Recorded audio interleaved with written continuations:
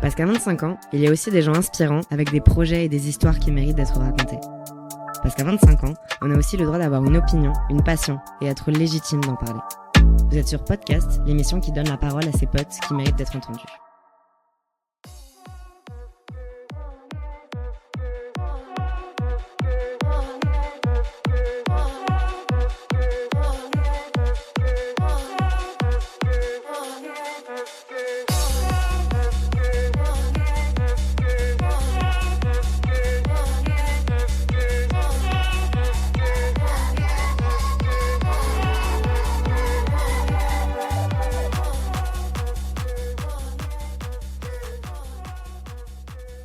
Le son qu'on vient d'écouter, il n'est pas anodin. Aujourd'hui, on reçoit Florent Pinte, 23 ans, à la fois ingénieur d'affaires, diplômé d'une école d'ingénieur et créateur du collectif de techno Spectre. Donc, tu es à la fois Florent au travail, Flo avec tes potes, et Flux sur scène et et dans la musique. On va rester sur Florent si ça te dérange pas pendant ce podcast. On peut rester sur Florent aujourd'hui, ça fera l'affaire. Florent, merci beaucoup d'être venu. Merci à vous pour l'invitation. C'est trop cool. Alors aujourd'hui, on va pas aborder ton cursus scolaire, on va pas revenir sur ta vie, ton œuvre en détail de ton collège jusqu'à là où t'en es aujourd'hui. On va plus s'intéresser à la musique et la place qu'elle a dans ta vie. On t'a demandé de préparer une petite question avec Charles qui est là dans le studio et qui a largement voire entièrement contribué à la préparation de ce podcast. On t'a demandé de préparer une question. Pour toi, qu'est-ce que la musique, Florent? D'entrée de jeu. Large question d'entrée de jeu. On est bien reçu. Waouh. Alors, qu'est-ce que la musique pour moi? Honnêtement, je pense que déjà, c'est une forme d'art, comme pas mal d'autres. Je dirais de la peinture, pas mal d'autres choses. Pour moi, c'est quelque chose la plus importante, puisqu'elle m'a fait grandir depuis tout petit. Hein. J'ai commencé par du solfège et c'est comme ça que j'ai découvert la musique, avec les parents qui mettaient de la musique dans le salon le week-end, etc. C'est par ça que j'ai été bercé. Donc la musique pour moi, c'est quelque chose qui m'a vu grandir. C'est quelque chose qui m'accompagne au quotidien. Quelque chose qui permet de retransmettre des émotions, je pense, pour les créateurs de s'exprimer aussi. C'est vraiment quelque chose dans ce style-là. Voilà, ça serait compliqué de trouver une définition exacte parce que la musique déjà c'est tellement large, il y a tellement de styles de musique. Je crois qu'il n'y a pas de définition exacte. C'est ça. Pour moi, je pense que à titre perso, c'est quelque chose qui m'accompagne au quotidien et quelque chose à travers laquelle je peux m'exprimer en fait. Et les autres peuvent aussi s'exprimer et me faire ressentir des choses. Tu disais, t'as commencé par le solfège, ça veut dire que t'as fait des instruments, t'as fait de la musique quand t'étais petit. J'ai fait 4 ans de solfège, ou 5 ans, quelque chose comme ça, et 3 ans de piano, quelque chose comme ça. Ok. J'ai arrêté pour le sport, en rentrant au collège, au niveau temps. Mais aujourd'hui, je regrette d'avoir arrêté le piano, ouais. Parce que j'ai des potes qui ont continué, et puis ça aide beaucoup. T'as pas repris depuis... Pour la prod, c'est un objectif depuis plusieurs années.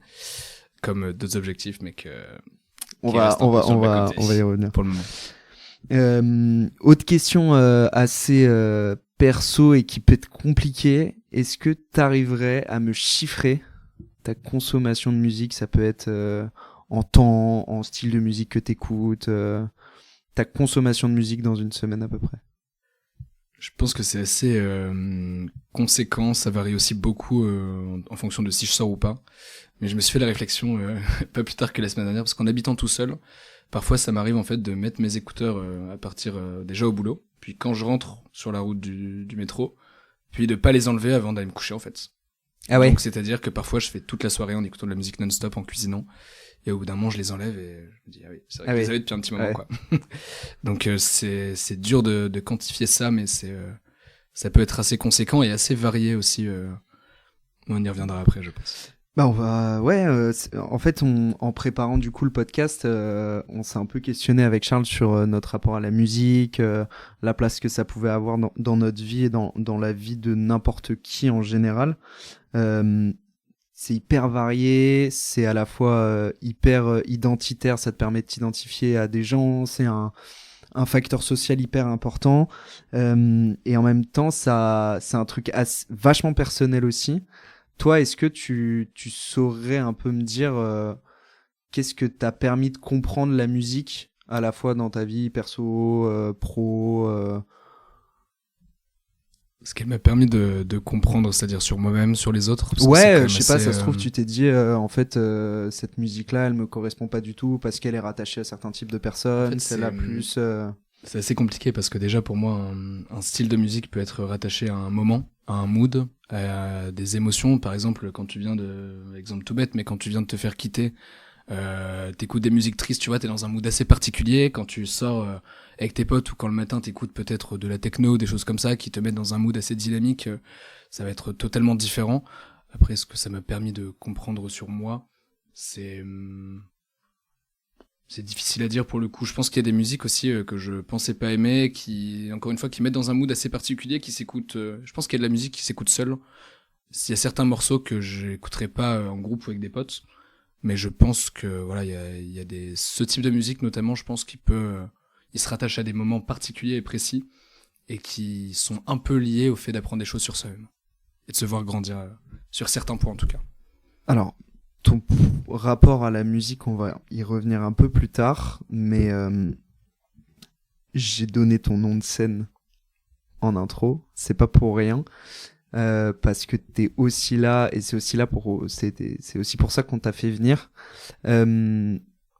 Il y a il y a un an et demi, t'as fondé un collectif qui s'appelle Spectre. Est-ce que tu peux nous raconter un peu ce qu'est Spectre ? Qu'est-ce que Spectre ? C'est marrant hein, parce que j'ai écrit. En fait, on s'est fait contacter par une page Insta tout bonnement qui s'appelle Boiling Techno, qui a une 30aine de milliers d'abonnés sur Instagram pour écrire un article sur nous. Donc plutôt intéressant. Du coup, c'est moi qui ai écrit tout ce que je ressentais un peu sur Spectre. Du coup, c'était marrant parce que j'ai fait ça la semaine dernière et ça m'a permis un peu d'avoir la vision sur tout ça. Mais Spectre, effectivement, ça existe depuis. Ça a été créé en décembre 2022. Ok. Avec 6 potes, majoritairement de Lille. J'ai essayé, en fait, moi, pour voir un peu la temporalité, vous mettre un peu de contexte, j'ai fait 2 ans dans un collectif dans mon école qui est BPM, qui est une asso étudiante, mais dans laquelle j'ai pris énormément de plaisir et je me suis vu grandir en tant qu'artiste, mais aussi en tant qu'organisateur. Et les deux sont très différents, mais les deux me plaisent énormément. Et en fait, la question c'était, mais qu'est-ce que je vais faire après BPM, en fait ? Dans 1 an, je suis diplômé. Est-ce que j'arrête ou est-ce que je continue et est-ce que je construis quelque chose de plus grand qui me correspond, qui est pas bridé par des lois de l'école, des choses sur lesquelles obéir. Excusez-moi.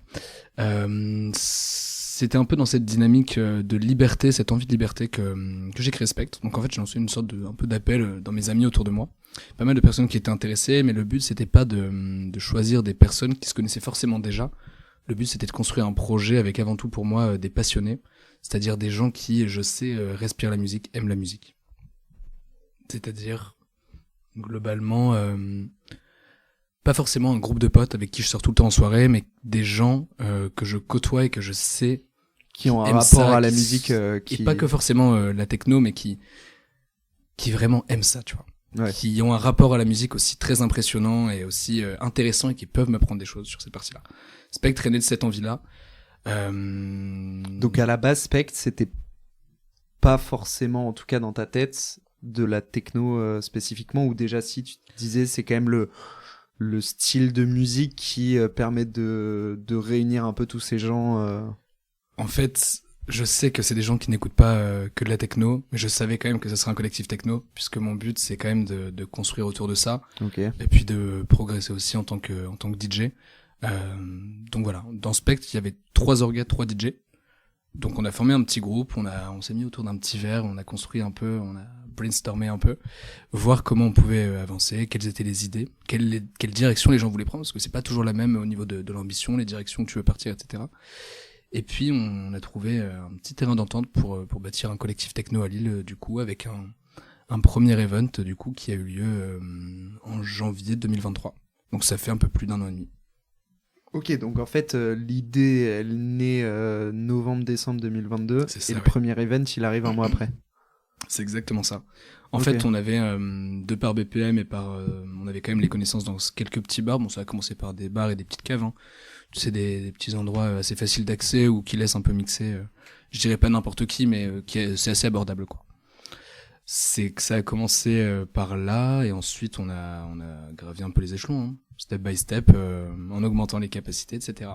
On va y revenir, mais avant de parler de ça, tu disais que du coup, toi, t'avais d'abord fait partie d'une asso dans ton école, donc C'est ça, BPM. Avant cet asso-là, est-ce que t'avais déjà fait du son? Est-ce que t'étais déjà familier à cet exercice-là, ou c'est vraiment le fait de voir ça dans ton école où tu t'es dit, bah en fait, je me suis jamais vraiment posé la question, mais je pense que c'est le bon moment. En fait, mon rapport déjà à tout ça, à la musique électronique, au fait de mixer, d'avoir des collectifs, etc., il remonte à bien plus loin, parce que dès le lycée, j'avais des potes qui mixaient, de par des mariages, qui faisaient des petites soirées, qui mixaient en soirée au rallye ou les choses comme ça, tu sais. Et puis, en fait, ça m'a toujours intéressé, mais voilà, j'ai acheté mes premières platines, je dirais, en première année de sup. Ah oui, quand même, enfin, relativement Ouais, c'est ça. tard par rapport à là où on en est. C'est ça, bah tard ou tôt, enfin voilà, du Enfin, coup ça fait... Relativement récemment par rapport à là où on en est, et C'est ça, relativement exactement. tard dans le... C'est ça, en fait, ouais, ça doit faire ça doit faire à peu près 5 ans. Je pense que 5 ans, voire, ouais, 5 ans et demi, quelque chose comme ça, que j'apprends, en tout cas, parce que je dirais pas que je sais mixer, mais que j'ai commencé à apprendre, on va dire. Parce que on y reviendra, je pense, mais un processus sans fin Ouais. de créativité. Mais globalement, je dirais, ouais, ça fait à peu près ce temps-là. Et en fait, j'avais pas mal de potes qui mixaient, qui avaient du matos et qui étaient bien meilleurs et qui mixaient un peu dans les soirées, des trucs comme ça. Et en fait, ça m'a toujours intrigué d'apprendre avec eux. Et en fait, petit à petit, j'ai appris dans ma chambre, etc. Et en fait, au bout d'un moment, en 3e année, du coup, bah, j'étais avec Charles, justement. On avait une liste BDE, je mixais un petit peu en soirée, tu sais, de la commerciale, parfois Ouais. un peu de techno en fin de soirée, etc. Bien loin de ce qu'on peut faire aujourd'hui. Mais c'est quelque chose qui me faisait kiffer. Et pour le coup, c'est là où j'ai fait un peu mes premières armes, où je me suis un peu testé devant du public, puisqu'avant j'étais dans ma chambre, tu vois.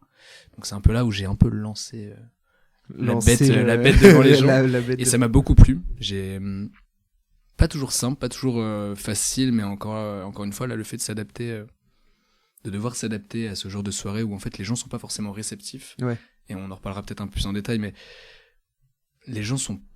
En fait, dans des soirées comme ça, les gens viennent pour écouter la musique tout court et s'amuser. Ils viennent pas pour écouter un style de son. Ouais. Donc en fait, tu dois pouvoir t'adapter, et c'est ça qui était beaucoup plus difficile, alors qu'aujourd'hui, entre guillemets, les gens viennent pour un type de musique. Ils savent à quoi s'attendre, donc tu peux pas avoir un public, entre guillemets, pas réceptif à ça, quoi. Ouais. Donc voilà. C'est juste avant de revenir vraiment sur la musique en elle-même, je serais curieux de savoir un peu comment... c'est quoi l'organisation derrière Spectre, du coup, là, aujourd'hui? L'organisation actuelle. Déjà, ouais, actuelle, et même comment ça va être. T'es tout seul à avoir... Du coup, tu me disais, non, vous étiez plusieurs à avoir fondé le Ouais. collectif. C'est ça, en fait, on était du coup assis au début, c'était très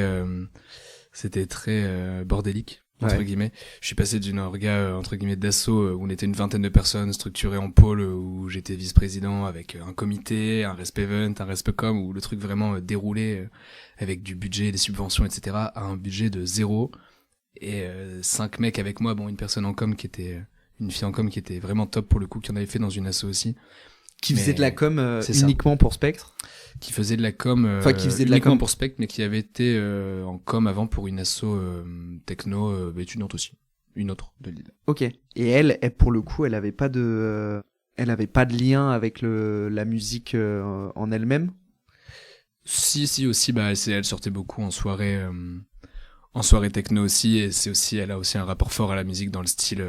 Elle c'est Clémence du coup, pour la citer. Moi je la connais bien, et elle a une famille de musiciens. Ils ont un groupe de rock avec ses parents, ils jouent dans le garage et tout, donc vraiment un rapport aussi particulier et hyper intéressant à la musique que je kiffais beaucoup. Ok. Donc et du coup, toi là, le rôle dans tout ça, tu disais 3 orgas, 3 DJ.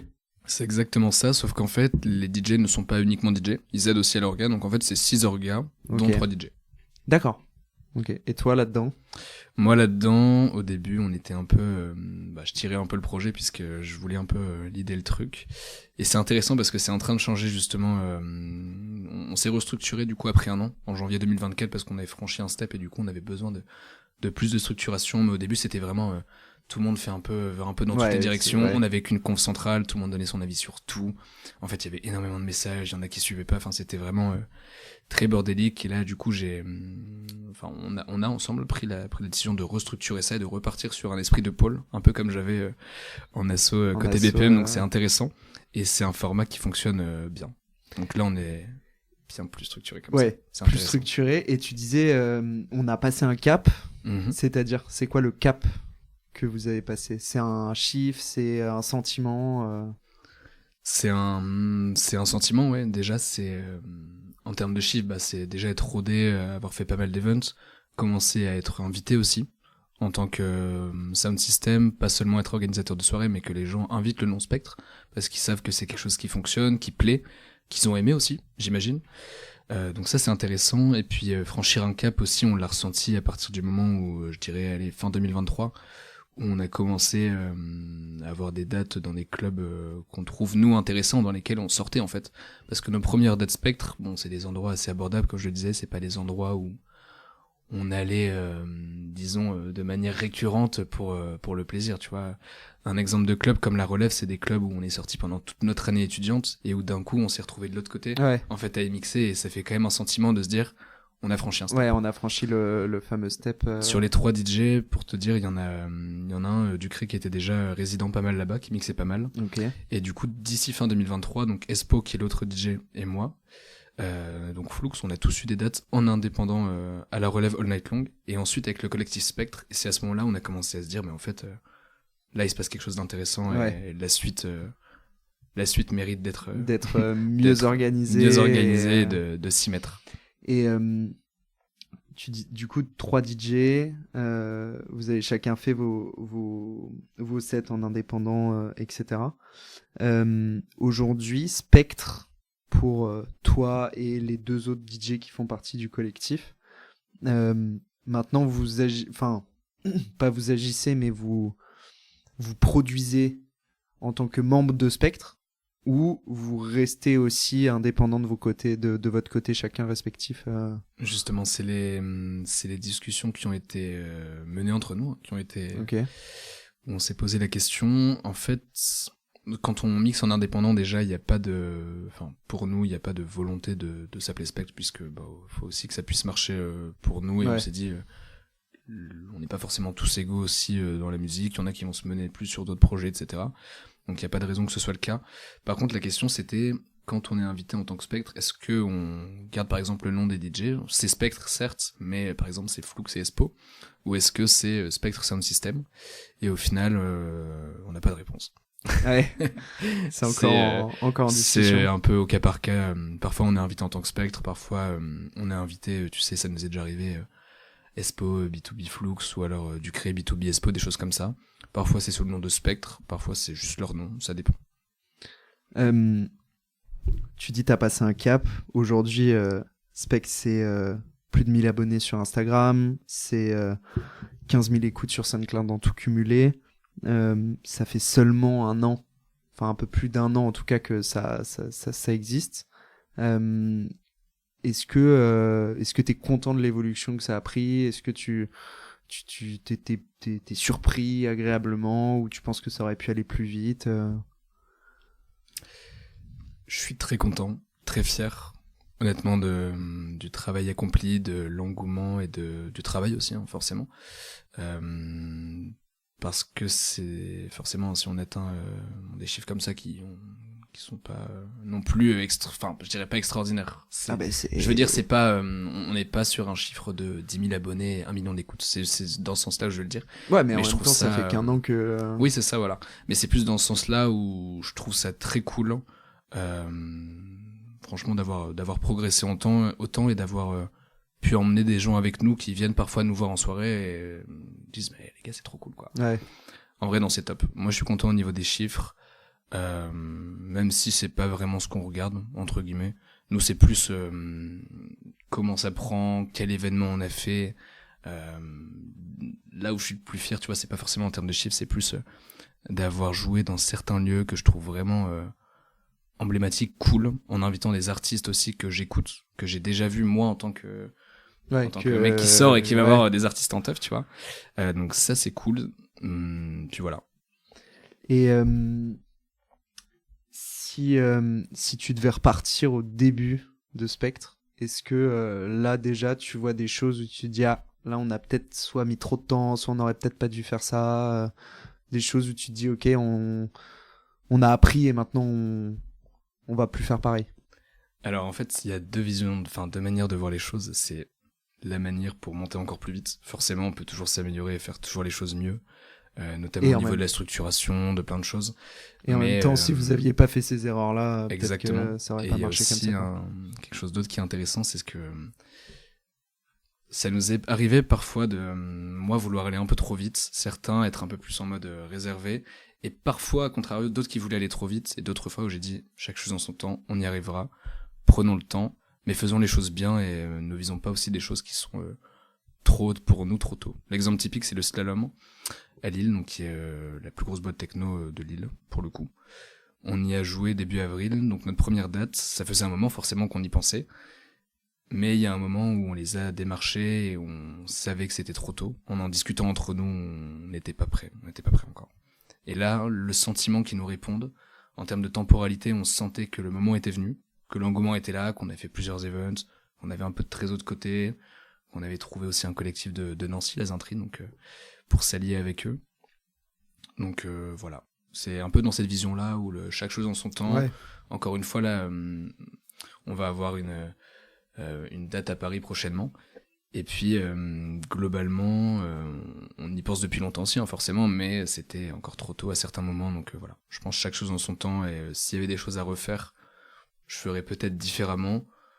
Mais il faut pas forcément trop se presser non plus, je pense, pour avoir des bases solides. Et puis encore une fois, hein, les gens qui sont avec moi ou avec nous, entre guillemets, n'ont pas forcément la même vision et ambition à des moments. Et le but, c'est pas d'emmener des gens et de les forcer le plus vite possible à atteindre la vision que moi j'ai. Le but, c'est de partager une vision globale et qu'elle convienne à tout le monde et qu'on grandisse ensemble, je pense. Tu disais, là, vous allez avoir une date à Paris prochainement. Je pense qu'au moment où l'épisode sortira, la date sera déjà passée. C'est quoi l'organisation Spectre derrière ce genre d'événement ? Comment ça se déroule ? Est-ce que c'est vous qui contactez ? Est-ce que vous êtes contacté ? Comment vous décidez de qui mixe pas ? Est-ce que tout le monde mixe ? Enfin, c'est quoi les questionnements derrière un événement auquel vous allez participer sous Spectre ? Alors les questionnements qu'il va y avoir globalement, c'est déjà tout dépend si on le fait seul ou en coprod, co-organisation. Là nous par exemple pour l'event à Paris, donc on s'est allié à un collectif parisien qui s'appelle Underscape, qui est une asso étudiante de l'ESCP. Globalement, donc ça ajoute un peu de difficulté à la coprod. Bon, il y en a certains qui sont pas forcément fans. Nous déjà, on y voit l'occasion de rencontrer des gens qui partagent une autre vision de la musique, un autre collectif qui s'est construit aussi d'une toute autre manière, qui est arrivé à un niveau quasiment similaire au nôtre, mais bon, là c'est une asso étudiante, donc certes, c'est un peu encore différent, mais ça nous est déjà arrivé de faire des coprods, notamment en slalom, où en fait on a monté un événement de A à Z ensemble avec eux alors qu'on les connaissait pas, tu vois. Donc en fait l'organisation qu'il va y avoir, ça tourne beaucoup au niveau de l'artiste, du budget, et surtout de la timetable, quel artiste on invite, à quel prix, est-ce que le rapport du prix où on le paye est rentable pour nous dans le sens où ça va nous rapporter assez de monde. C'est tout ça qui est étudié, puis ensuite une fois qu'on a l'artiste, bah voilà, le mieux c'est de préparer au mieux la com aussi. La com est quand même très très important. C'est ça qui nous manquait aussi chez Spectre et qui maintenant progresse de mieux en mieux avec des personnes qui font du très très bon boulot. Après voilà, il y a toute la partie timetable, donc c'est-à-dire l'organisation des sets, donc la table du temps, vraiment à quelle heure passe tel artiste, dans quel ordre on enchaîne pour que ça ait un minimum de cohérence. Donc il y a l'aspect cohérence musicale et t'as aussi l'aspect plaire au DJ. Ouais.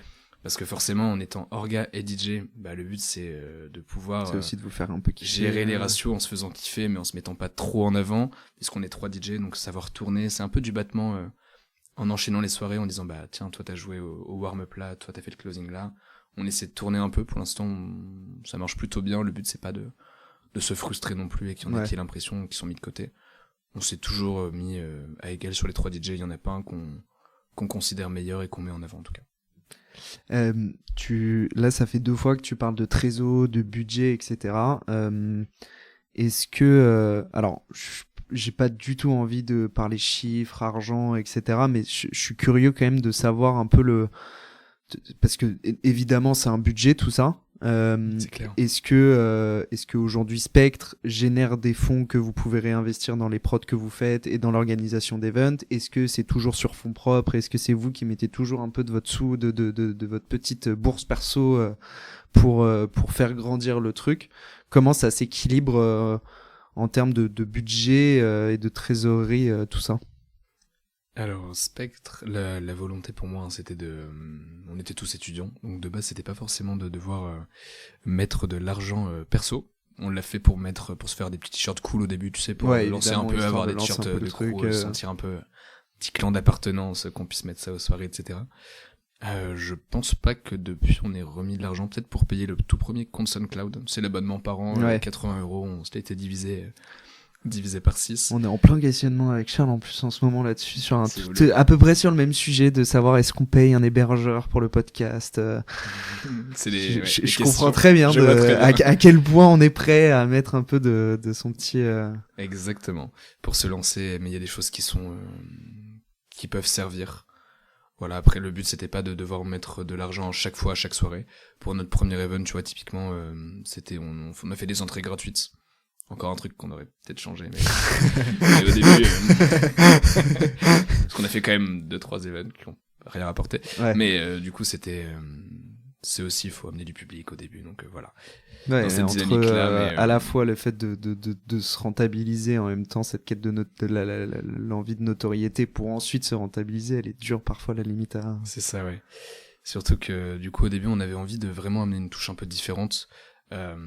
En rapport un peu avec tout ce qui est le logo Spectre, le triangle, toute cette partie qui reliait la lumière qui nous plaisait, qui est un peu la thématique du départ, qui nous a lancé. On avait envie de ramener des lights, donc des lasers, des choses comme ça à nos premiers events, donc qu'on louait, alors qu'on n'avait pas de rentabilité sur la soirée. Donc disons qu'aujourd'hui, ouais, c'est peut-être ça un peu. Au début, on y a mis notre poche, mais on parle de 30-50€, rien d'extravagant.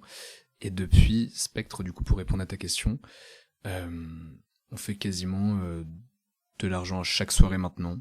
On dégage de l'argent. J'ai toujours prôné le fait de tout garder en trésor et de pas payer les artistes ni personne du collectif pour avoir de la trésor qu'on peut réinvestir dans des projets, inviter des artistes, des choses qui peuvent nous servir pour grossir en fait. Alors que si on dépense tout le temps, ouais, à un moment donné, si on paye des artistes en fait, on pourra jamais grossir puisqu'on restera au même stade d'events, puisque pour franchir un cap, ça nous est déjà arrivé d'être bloqué à cause de la trésor, encore aujourd'hui.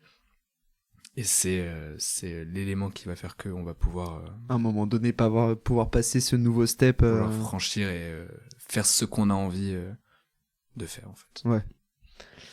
Écoute, Flo, on va continuer à discuter un petit peu, mais je crois que l'interview, elle va se poursuivre d'une autre manière. Je pense qu'il y en a un qui a envie de discuter aussi un peu avec toi. C'est Charles, qui est ton pote, qui nous a fait du coup nous rencontrer, yes, et qui t'a fait venir ici. Je sais pas s'il va avoir envie de reparler de Spectre ou pas, ou plus aller aborder un peu plus ton rapport à la musique un peu perso. Donc je te propose qu'on laisse à vous qui nous écoutez quelques jours pour bien digérer tout ce dont on vient de discuter ensemble. On se retrouve donc dans quelques jours pour la deuxième partie de cet épisode avec Florent et donc avec Charles. En attendant, allez écouter les anciens épisodes si c'est pas déjà fait. Allez nous suivre sur les réseaux sociaux, notamment sur Instagram, POTE_cast, C-A-S-T, podcast, pour ne surtout pas louper la deuxième partie avec Flo. Et puis pour nous faire vos retours aussi, on prend, c'est important, on ne cesse... on a envie de s'améliorer, on a envie de vous proposer quelque chose d'encore meilleur pour les prochains épisodes. Donc vraiment, n'hésitez pas à nous dire ce que vous en pensez. Et puis sur ce, moi je vous souhaite une bonne journée, bonne soirée. Et je vous dis à très très vite sur podcast. Les amis, c'est encore Flo. J'ai un dernier petit message à vous faire passer. On travaille sur un projet depuis plusieurs mois avec toute la team, qu'on est très heureux de pouvoir vous présenter. Donc c'est une Various Artist, qui est une sorte d'album en fait qui va regrouper plusieurs tracks techno en tout genre, de la hard groove avec des choses un peu plus trancy, un peu plus mentales, qui j'espère vous plairont et on dévoile ça du coup le 25 octobre. J'espère que le projet vous plaira, n'hésitez pas à prendre le temps d'écouter et nous faire des retours, c'est assez important pour nous et ça viendra tout simplement féliciter le travail que l'on a pu accomplir tous ensemble ces derniers mois et donc j'en profite aussi par la même occasion pour féliciter et remercier pour tout leur investissement, leur travail et leur temps, toute la team de Spectre. Globalement, ils ont fait un travail de monstre. Moi, je pense notamment à Amy qui est arrivée début 2024 et qui s'occupe de toute la com, qui a une vision de ouf, hyper intéressante, qui apporte vraiment des choses en plus. Elle est top. Toute la team au global, hein, donc Espo, Ducré, Willy, Momo, Céline également, qui a rejoint le projet en cours d'année aussi et qui fait vraiment un travail de dingue. Voilà, ils ont tous une personnalité vraiment ouf. Aujourd'hui, c'est vraiment plus qu'un petit groupe de potes, hein, c'est une mini-famille avec laquelle on avance un peu vers l'inconnu, mais en tout cas, c'est de une vraiment excitant et de deux, c'est vraiment cool de faire ça avec eux. Voilà, en tout cas, je les aime vraiment et je trouve qu'ils sont tous géniaux, donc voilà, ça nous tient vraiment à cœur en tout cas.